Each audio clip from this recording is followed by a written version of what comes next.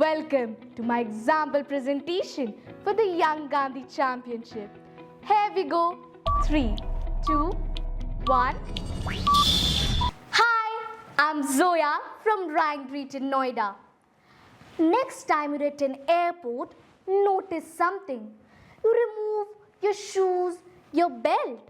You walk through a full body scanner. Armed forces everywhere. Why does boarding a flight feel like entering a fortress? That answer started with one morning, September 11, 2001. In the United States before 9/11, airport security was relaxed. Your family didn't need an ID or a ticket. They just walked past the gate, hugged you and watched your plane take off.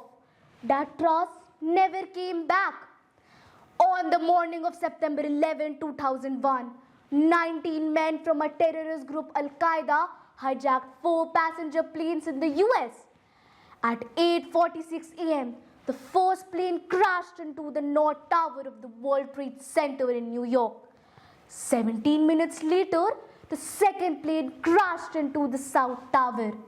Millions of people watched it in real time. The third plane crashed into the Pentagon. The fourth plane was heading towards the US Capitol. The passengers had realized that what was happening and they knew that they wouldn't survive. So they called their families, said goodbyes and fought back. The fourth plane crashed in a Pennsylvania field. 2,977 people died that morning. It still remains as the deadliest attack in the history. The world changed overnight. America created the TSA. Airports around the world upgraded their security. And then came the wars. In 2001, America invaded Afghanistan to destroy Al-Qaeda. The war lasted 20 years and costed $2 trillion.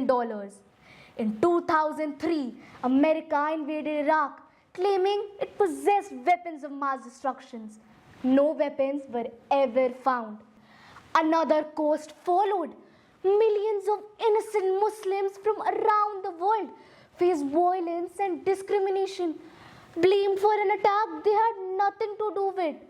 Terrorism created victims, and so did the fear that followed it. In 2013, Edward Snowden revealed that the America's NSA had been secretly collecting people's data worldwide. So the question became, how much privacy should we sacrifice in order to feel safe? India understood this firsthand. On 26 November 2008, 10 men attacked Mumbai, the CST station, the Leopold Cafe, the Taj Hotel. 166 people were killed over 4 days. After 26/11, India rebuilt its counter-terrorism methods and shared a partnership with America. 9/11 showed that one attack can change the world, and so can the response to it. The wars, the surveillance, the discrimination that followed, they were not done by the terrorists. They were the choices made by the democracies. So the question becomes, were those the right choices? Next time you're at the airport and they ask you to remove your shoes, you know why. The world chose revenge. Mahatma Gandhi could have chosen restraint. 20 years later, we have our answer. Thank you. I hope you enjoyed it. As you make your presentation, here are 2 tips I learned. 1. For slides, use real photos when it's a real person or a real event. For background stuff, a 1970s airport or a generic crowd, AI is great. But if you're recreating a real scene with AI, label it illustrated reconstruction. Don't fake reality. 2. I used AI to write my speech too. But before I touched AI, I read about 9/11 deeply on my own. Then I asked AI more questions about 9/11. What happened, why, and what changed after. AI will give you many perspectives. The speech that stands out comes from your selection.